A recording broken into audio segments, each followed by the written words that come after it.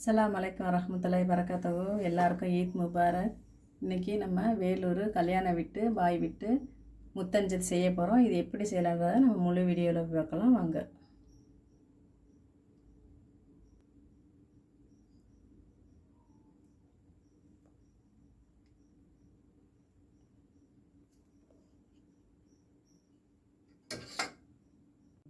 இந்த முத்தஞ்சை செய்கிறதுக்கு முதல்ல பாஸ்மதி அரிசி கூட எடுத்துக்கலாம், ரொம்ப டேஸ்ட் வாசனையாக இருக்கும். ஜீரக சம்பா கூட எடுத்துக்கலாம். அன்றைக்கி ஜீரக சம்பா நெய் எடுத்துருக்கேன்.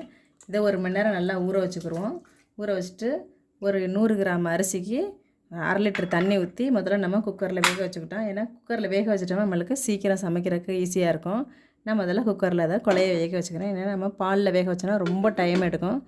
அதனால் நான் இந்த மாதிரி செய்யணும். கல்யாண வீட்டுகள்லாம் வந்து பாலில் தான் வேக வைப்பாங்க. நம்ம இன்றைக்கி அப்படியே வேக வைக்கலாம்.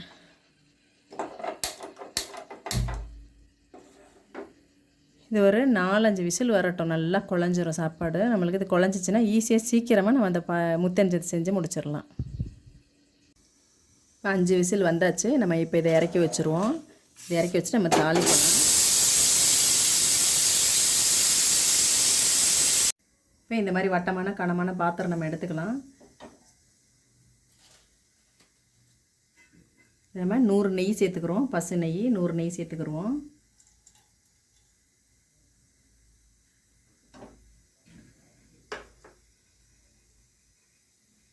நான் வந்து ஒரு கைப்பிடி அளவு முந்திரி 2 ஒடிச்சு வச்சுருக்கேன். இப்போ நம்ம அந்த முந்திரி அதை கூட சேர்த்துக்குருவோம். இதில் சாரா பருப்பு ஒரு 2 டேபிள் ஸ்பூனு சாரா பருப்பு வச்சுருக்கேன். இது நல்லாயிருக்கும். இந்த முத்தஞ்சத்தில் வந்து இதை சேர்ப்பாங்க. இந்த பக்கம் ரொம்ப நல்லாயிருக்கும். கொஞ்சம் அதை வெறுத்த உடனே இதையும் நம்ம சேர்த்து அது கூட வறுத்துக்குருவோம். இந்த முந்திரி கொஞ்சம் லேசாக வறுக்கட்டும். வறுத்தோன்னா நம்ம இந்த சாரா பருப்பையும் அது கூடவே சேர்த்துக்குருவோம்.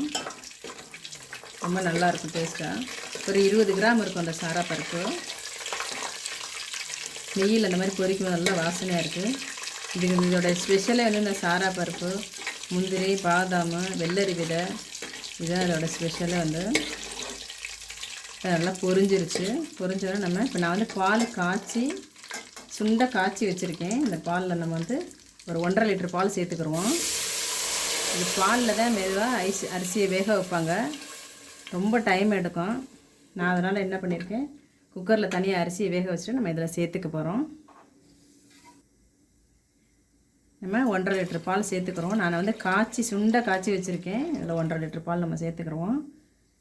நீங்கள் 1.5 லிட்டர் பால் எடுத்திங்கனாக்கா ஒரு 1 லிட்டர் பால் வர அளவுக்கு சுண்டை வச்சுருங்க.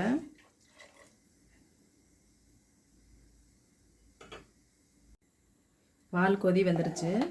இப்போ நம்ம இந்த அரிசியை வந்து இந்த பாருங்க வேக வச்ச அரிசியை வந்து நல்லா குழஞ்சிருச்சு. இந்த அரிசி வந்து நம்ம பாலில் போட்டு வேக வச்சோன்னா ரொம்ப டைம் எடுக்கும். நான் அதனால் சீக்கிரமாக நம்ம வீட்டுக்கு செய்கிறதானே நம்ம சீக்கிரமாக செய்யணும்னா இப்போ அரிசியை வந்து நம்ம அதில் வேக வச்ச அரிசியை நம்ம அதில் சேர்த்துக்குவோம். இப்போ மண்டபத்துலலாம் கல்யாணத்துலலாம் செஞ்சாங்கன்னா அவங்க பால்லையே வேக வைப்பாங்க. நம்மளுக்கு அந்தளவுக்கு டைம் இல்லை நம்மளுக்கு. அதனால் நம்ம இந்த மாதிரி வேக வச்சு சேர்த்துக்குவோம். ஈஸியாக முடிக்கலாம் நம்ம வீட்டில் சமைக்கும்போது. இப்போ நல்லா நம்ம கிண்டிக்கிட்டே இருக்கலாம், இல்லைன்னா அடி தீஞ்சிரும். கிண்ட நல்லா இந்த பாலில் கொஞ்சம் நேரம் வேகும். நம்ம வேக வச்சதுனால நம்மளுக்கு டைம் எடுக்கும். இருந்தாலும் இது ஒரு 1/2 மணி நேரம் இதை நம்ம வேக வைக்கணும். இந்த வேலூரில் வந்து கல்யாணத்துக்கெலாம் வந்து முத்தஞ்சது ரொம்ப ஸ்பெஷல். ரொம்ப நல்லாயிருக்கும் இந்த ஸ்வீட், ரொம்ப டேஸ்ட்டு. இதில் வந்து நம்ம ஜீரக சம்பா பாசுமதி அரிசி இல்லாமல் வேறு பச்சை அரிசி எது இருந்தாலும் சேர்த்தாலும் பரவாயில்ல. ஆனால் பாசுமதி சேர்த்தா அது ஒரு டேஸ்ட்டு, ஜீரக சம்பா சேர்த்தா அது ஒரு டேஸ்ட்டு. இருந்தால் அந்த மாதிரி அரிசி எடுத்து சேர்த்துக்குருங்க. கைவிடாமல் கொஞ்சம் கிண்டினாமல் நம்மளுக்கு திக்காக வரும். ஈஸியாக செய்யணுங்கிறக்காக தான் நான் வந்து இன்றைக்கி குக்கரில் வேக வச்சு செய்கிறேன். நான் எப்போ இப்படி தான் செய்வேன். நல்லாயிருக்கும் டேஸ்ட்டாக. இந்த வருஷம் ரம்ஜானுக்காக நம்ம ஸ்பெஷலாக செய்கிறோம்.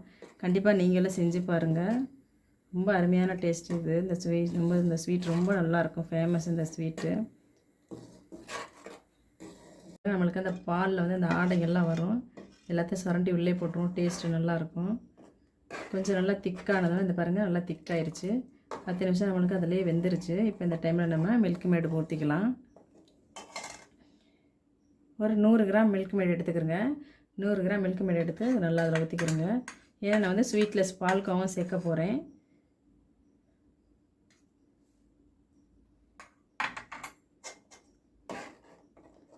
இதுக்கு சர்க்கரை சேர்த்துருவோம். நம்ம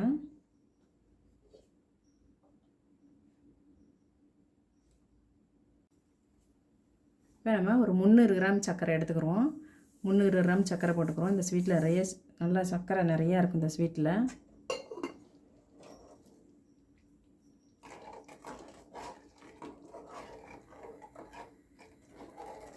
இப்போ இந்த டைமில் ஸ்வீட்லெஸ் பால்கோவா வச்சுருக்கேன்.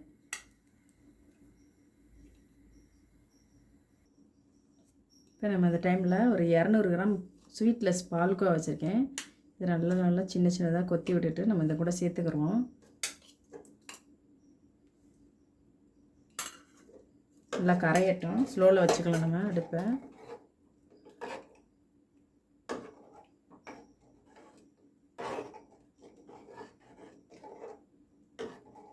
அந்த சூட்லேயே அந்த பால்கோவா நல்லா கரைஞ்சிரும். இது வரைக்கும் அந்த சூடு பட்டதும் பால்கோவா கரைய ஆரம்பிச்சிடும்.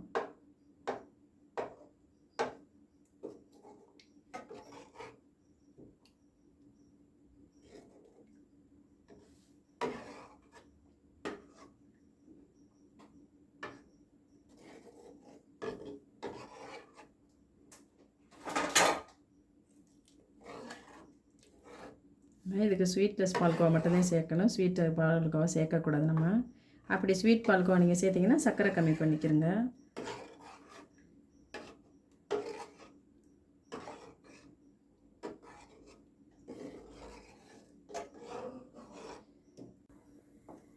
பால்கோவாலாம் கரைஞ்சிருச்சு. நல்லா 1/2 மணி நேரம் ஆச்சு. இந்த பாயசம் பண்ணுறதுக்கு ரொம்ப பொறுமையாக பண்ணணும். பால்கோவா நல்லா கரைஞ்சாச்சு. இப்போ இந்த டைமில் வந்து லைட்டாக ஒரு ஆரஞ்சு கலர் ஃபுட் கலர் கொஞ்சம் சேர்த்துக்கலாம். ஏன்னா இது வந்து லைட்டாக எல்லோவாக இருக்கும்.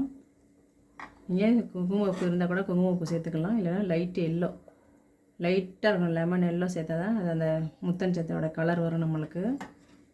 இந்த டைமில் நான் வந்து பாதாம் வந்து ஒரு 50 கிராம் பாதாம் தண்ணியில் ஊற வச்சு தோல் உரித்து இந்த மாதிரி கட் பண்ணி வச்சுருக்கேன். இதையும் நம்ம அதை கூட சேர்த்துக்கிறோம். இதில் நல்லா சாப்பிடும்போது ரொம்ப நல்லா டேஸ்ட்டாக இருக்கும் அந்த பாதாம்லாம் சேர்ந்து. இந்த வெள்ளரி விதைன்னு சொல்லுவாங்க. வெள்ளரி விதை வந்து ஒரு 10 கிராம் வெள்ளரி விதை சேர்த்துக்கிறோம். இதுவும் ரொம்ப நல்லாயிருக்கும்.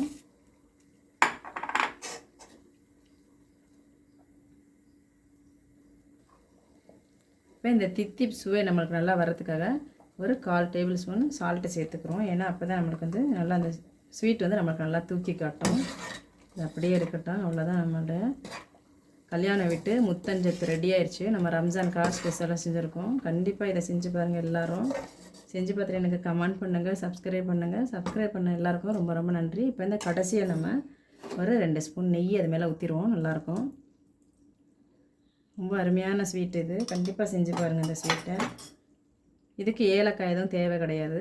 அப்படி நம்மளுக்கு வேணும் ஏலக்காயோட ஃப்ளேவர் வேணும்னா நம்ம ஏலக்காய் போட்டுக்கலாம். நான் எதுவும் ஏலக்காய் போடல. இந்த ஃப்ளேவரே இந்த டேஸ்ட்டு ரொம்ப அருமையாக இருக்கும். அவ்வளோதான். நம்ம இதை இறக்கி வச்சுட்டு இப்படி கையில் இப்படி தொட்டு பார்த்தோன்னா ஒரு பிசு பிசுன்னு இருக்கும். அந்த மாதிரி இருந்துச்சுன்னா ஸ்வீட்டுக்கு நல்லாயிருக்கும். இந்த பாயசத்தில் வந்து இந்த முத்தஞ்சதில் ஸ்வீட் அதிகமாக இருந்தால் தான் டேஸ்ட்டு நம்மளுக்கு. கண்டிப்பாக இது எல்லோரும் செஞ்சு பாருங்கள். சப்ஸ்கிரைப் பண்ணுங்கள். சப்ஸ்கிரைப் பண்ண எல்லாருக்கும் ரொம்ப ரொம்ப தேங்க்ஸ்.